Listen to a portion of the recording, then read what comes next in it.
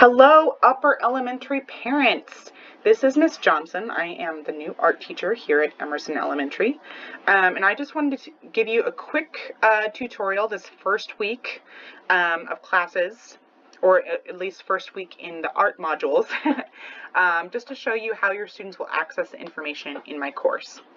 So whenever your students hit on the Emerson Art course, the Art-Johnson course, it will automatically bring them to this home page. They're just going to keep on scrolling down until they find the upper elementary and fifth button. This will be the module for upper elementary and fifth grade students.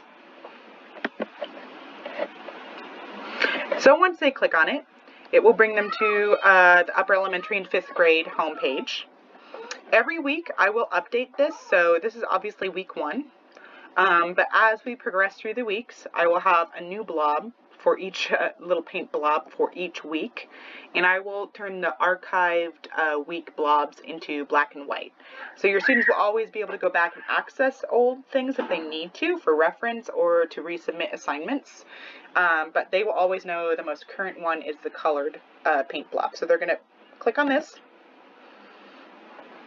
and it will bring them to the upper elementary art library.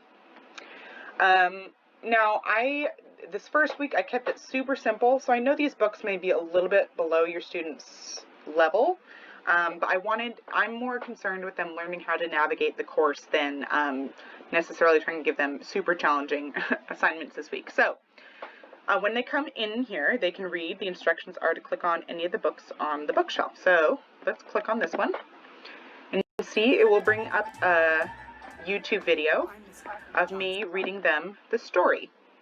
When they're done watching me read them the story, they can click out of this, and it will bring them back to their library page. If they want to read the second book, they're welcome to do so. They do not have to. But once they're done interacting with the books in the library, they're going to hit next. And this will bring them to a basic quiz. Super simple. They just need to answer 2 questions. When they're ready, they can take the quiz. The first question is, which book did you choose to read? They can hit 1 or both. I clicked on this link, so that's one I'll pick. And hit next. Second question on this quiz is, did you enjoy the book? Yes or no. They can click whichever, and they're going to submit the quiz.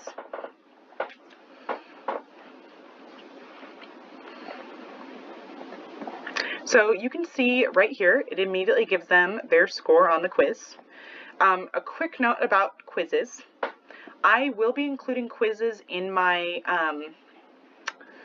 Canvas course 100% for participation grades. What that means is I'm going to put these quizzes in just to capture whether or not your students are actually engaging with the material. Now, if you can see here, just because of the way quizzes are structured in Canvas, it automatically grades it. And on this quiz, you can see I did not score all that well because I answered no, and that scored it as a wrong answer. And up here, I made both of these books correct answers. So because I only clicked one, I only got half credit for that quiz question. Don't stress. Do not let your students stress over their score on these quizzes. As long as they take the quiz, they will get credit for taking the quiz. It will not negatively impact their art grade if they don't get a 100% on these quizzes. If it really bothers them, I did set the parameters for this quiz to have endless attempts. So if they want to take the quiz again, they can. But otherwise, don't stress, because I'm just using these as a quick way to capture their participation in the Canvas course. So once you're happy with it, you can go down here and click next. And for upper elementary, we're going to have a quick discussion. So this is they can read the instructions. Pretty much, I just want them to let me know which book they read. And the discussion feature also allows them to interact with their classmates and discuss the books or artworks that we look at in this Canvas course. I will say this discussion is open to all of upper elementary and 5th grade. It has 4 sections in it. So if your student comments here, they will be able to see and comment on things written by any of the students in upper elementary or 5th grade. When they're ready to comment, they can just hit reply, type their response, and hit post reply. If they would like to, they can also upload images. If they would like to record a response, they can absolutely. If they don't want to type, if they want to record a video and put that in the discussion, that is totally fine with me as well. So once they're happy with whatever they've got, they're just going to post their reply, and that will subscribe them to this discussion. So then they'll be able to see all of the responses from their classmates. They'll be able to reply to what their classmates said.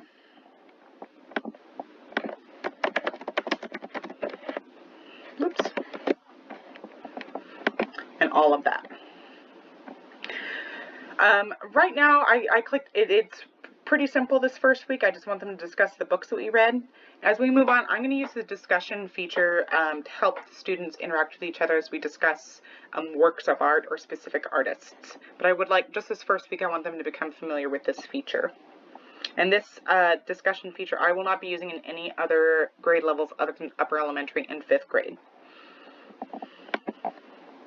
When they're done, they can hit next, and this will bring them to their first assignment for this week. That you can see here, it says click on the TV first. When they click on this TV, it's just a quick intro video from me, telling them a little bit about who I am as an artist and a teacher. If they would like to expand this so it's bigger on their screen, they can hit this expand button. When they're ready to come back here, they can hit the escape key on their keyboard. I will not expand this right now just because I realize if I do that, it will cut off my screen record, and I want to be able to keep on recording this for you guys. Once they've watched my video, they can see it says, then click on the easel after you click on the TV. So we're going to click on Vincent van Gogh over here, and it will bring them to the instructions for their first assignment. If they skipped past this and want to go back and rewatch my video, they can hit back. It will bring them back to the Vincent van Gogh page. They can rewatch my video if they want, and when they're ready to move on, click on Vincent again.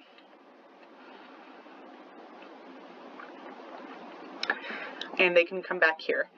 If they need to review how to submit a video assignment, here's a quick little video here on how to do it. In their video, if they could include their name, how old they are, who their homeroom teacher is, and describe to me their favorite kind of art. I would love it, especially if they show me some art that they've already made at home. I'd love to see what they are already working on or what they like to do.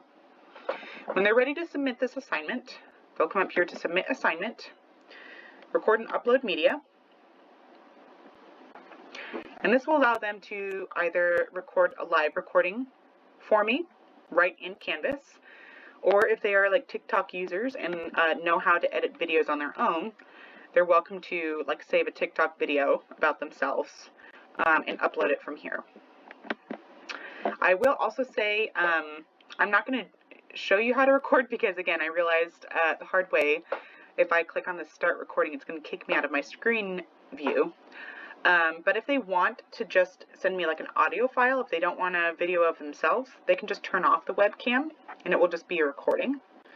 And again, over here, if they just want to record a video file instead of actually giving me a video of themselves, whatever they're comfortable with, this is just an easy assignment. I just want to get to know them. So whatever they're comfortable with.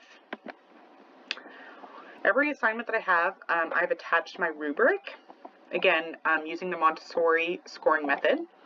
And I just wanted you guys to have a little bit of an idea of how I am grading your students. So you can see the criteria over here. Once you have submitted your assignment, you can hit next here or down here. Just hit it up here. And it will bring them to their last assignment for this module for this week. In their supply kits that they picked up from school, they should have received an art workbook. I just took a quick video of me coloring in my kindergarten art workbook. Their covers should look the same, just with, 3rd, 4th, or 5th grade on the cover instead of kindergarten. They are welcome to watch my video if they want, but they can color in their workbook cover however they want. I do not care. It does not have to look like mine. And they're going to take a picture of it and submit it as an assignment. So this time, whenever you come up here and hit submit assignment, it will give you the option to choose a file. So they can save the file to their desktop, choose file here, select the file, and open. And you can see that the file has uploaded whenever you see the file name here. And then they're going to hit submit assignment.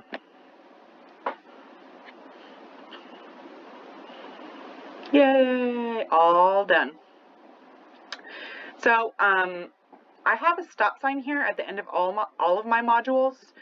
Upper elementary, it won't give you the option to advance until I add like next week's modules.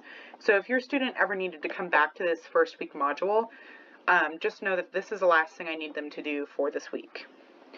So that is how your students will navigate through this course. I tried to design it so that they can access everything from the home page and just click through, so it's easy for them. But for you, the parents, if you want just a quick overview of what your students need to submit for me in my class this week, you can go over here to modules. And I have all of my modules categorized by Children's House. So CH is Children's House. LE is a lower elementary. And for your upper elementary students, their module is here. And you can see they need to visit the library. They need to complete the library quiz. They need to do the book discussion. They need to do the video introduction project and complete their workbook cover. You will also notice on the module, it will show you really quickly exactly when your students' assignments are due. So this first week in art, because there's only 3 days this week, and because it may take your students a minute to figure out how all of this works, I purposely pushed all of the due dates for September 20th. So your students have 2 whole weeks to get this stuff done for me. Only other thing I want to note is the discussions will not have a due date. I would like for them to at least leave a comment by the due date for the rest of the assignments in their module, but the discussions will be open for students to go back and comment continually throughout the first 9 weeks together. If your students or you need to contact me if you have any issues with this material this first week, you can go over here to help, ask your instructor a question, select on Art-Johnson, type your message here, and hit send message. And I will receive it in my inbox and I will respond to you as soon as I'm able. I hope this was helpful to you guys. If you have any questions, please reach out through the ask your instructor a question. And I can't wait to see what you guys come up with. Have a great week and happy Labor Day.